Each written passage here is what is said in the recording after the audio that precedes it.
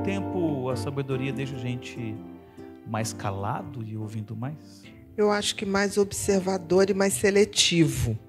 Essa palavra é melhor. Seletivo. Por quê? Por exemplo, eu durante muito tempo, eu achava que eu tinha que empolgar as pessoas que fossem trabalhar comigo. Motivar? Motivar o tempo todo. Hoje eu sei que existem pessoas que já estão motivadas por elas, pela vida.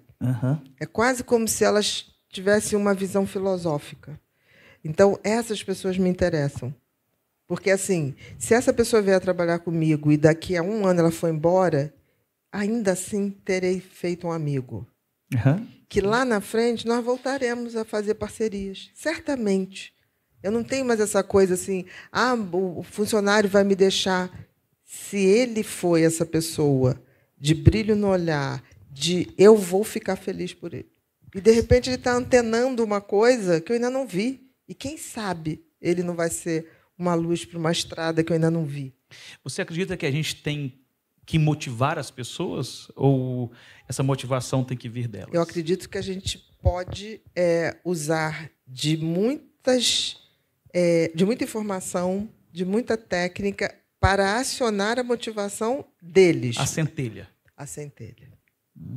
É o gatilho. Nós podemos ser bons gatilhos, mas eu não posso dar motivação. Eu não posso. É que nem, por exemplo, você acredita que eu posso. Eu dou um exemplo bem simples. Claro, claro.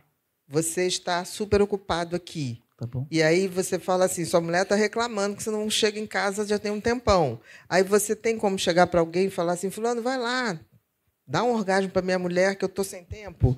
Ninguém pode fazer isso pela gente. Não acontecerá. Nem você e nem... e nem ela vai ter receber. Você não pode fazer por ela. Então, assim, existem coisas que são nossas.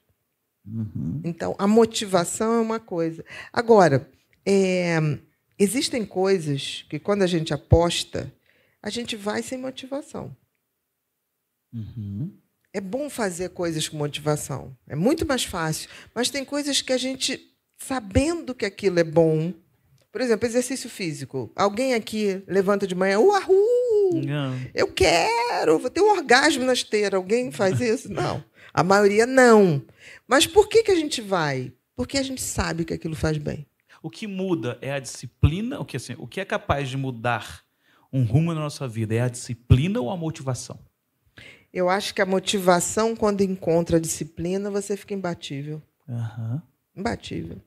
Agora, se a motivação ainda não está presente, eu tenho que usar uma lógica de fazer o que tem que ser feito. E aí tem os valores. Porque só embutida de valores... Quantas vezes eu não quis dar um plantão porque era ano novo? Ninguém quer dar plantão ano novo. Mas de uma vez que eu vou, porque tem que ser feito. Ponto. Eu me formei médica, caiu no meu plantão, caiu no ano novo. E geralmente caiu no novo e Natal, né, gente?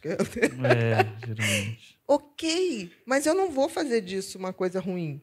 Eu vou sem motivação, mas quando chega lá e você faz o que tem que ser feito, aí vem uma sensação de você ter cumprido a tarefa, que é maravilhoso, que é a mesma coisa, a sensação de fazer o bem, a sensação de ser generoso. Se as pessoas soubessem o quanto dá prazer ser generoso, as pessoas seriam mais generosas. Você acredita nessa situação de só depende de você? Eu acho que depende da pessoa e depende da gente ter estímulos certos para ligar a fogueira. Por exemplo, eu lembro muito de grandes professores. Eu tive professores que me acenderam. Eu tenho TDAH, tenho dislexia. Então, eu tinha muitos erros, né? E matemática eu tinha descalculia. Eu somava não em pé, deitado. Então, eu somava para cá as parcelas. E eu não entendia por que eu errava, porque eu fazia aquilo. Eu falei, gente, eu somei, né? Aqui, assim, na horizontal. E aí, um belo dia, uma professora chegou assim, me viu, tipo assim, nossa, mas eu estudei. Aí a pessoa, Aninha, o que você fez, dona Marta?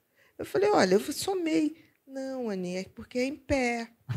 né? Você vê, o ser humano, ele vive em pé, os números também têm que viver em pé. A partir dali, comecei a acertar. Porque as outras professoras se limitavam a dar erro. E aí depois eu fui para um professor que ele foi mais longe. Ele me deu 5 problemas.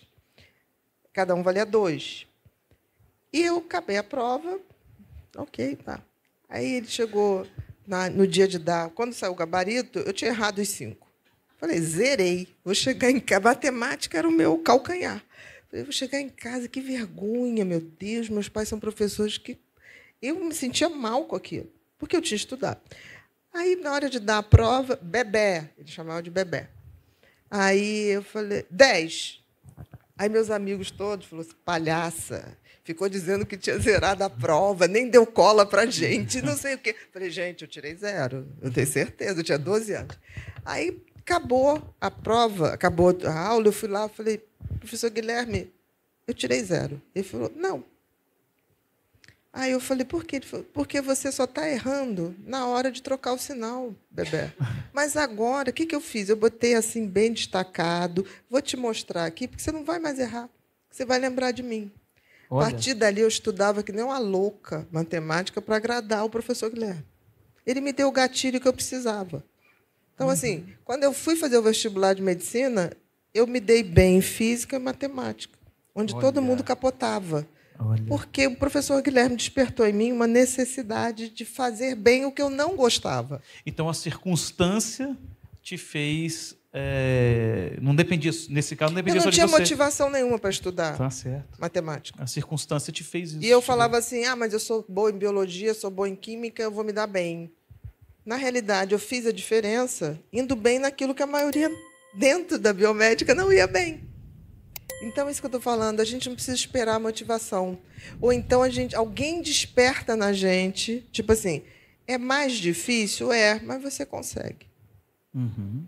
Então, eu acho que a motivação é importante, a persistência é importante, e quando isso se junta, aí...